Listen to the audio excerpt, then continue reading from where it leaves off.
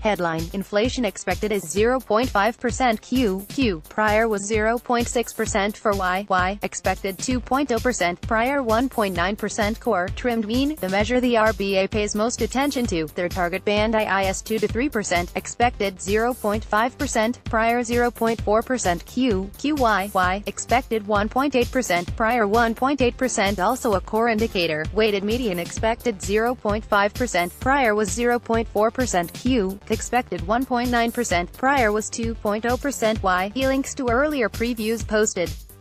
Another preview now, this being National Australia Bank. NAB is expecting a rise between 0.4 and 0.5% Q.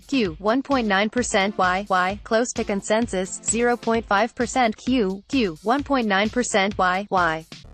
For Corp, NAB expects 0.5% Q for the trimmed mean and 0.4% Q for the weighted median. MKT, 0.5% Q for both. We believe there are mild upside risks to our bottom-up forecast from tradables inflation. Given rising global inflationary pressures, it is core inflation that matters for the RBA as a short-term indication of trend. An outcome of around 0.5% for the core measures of inflation is unlikely to give the bank any reason to lift rates early given benign wages, or change its outlook for inflation. Another core inflation print in the 0.4 to 0.5% Q range keeps core inflation stable and broadly in line with RBA expectations. But again a little below the bottom of the RBA's 2 to 3% target range. The bank has made it crystal clear in its recent minutes that the board believes it is more likely that the next move in the cash rate would be up, rather than down.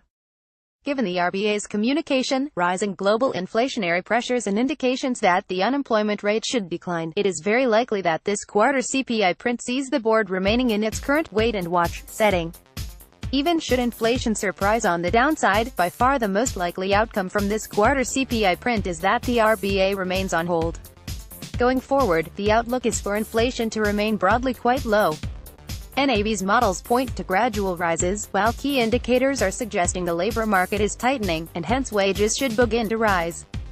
Note there has been some anecdotal evidence suggesting that intense food retailing competition may be waning. We will be keeping a watch for this in Q2. This via RBC, we expect both the headline and core rates to remain well-behaved, consistent with persistent sub-trend growth and ongoing labor market slack. We expect headline CPI to have risen by 0.6% in Q1, underpinned by a firmer housing component reflecting higher electricity, utility prices in Victoria and seasonally stronger education costs. Annual headline CPI should edge higher to 2.1% after several years of sub 2%, with the exception of Q1 2017. The key core measures are likely to remain more subdued, and we expect the average of the trimmed mean and weighted median to be 0.45%. This would imply Y core CPI edging marginally lower to 1.8% and marking the 9th consecutive quarter of sub 2% core inflation. There is little in the individual CPI components or the broader macro drivers to suggest any pickup in core inflation in early 2018, though tradables may have some upside on higher oil prices. Indeed, the risk to our core CPI forecast is slightly to the downside.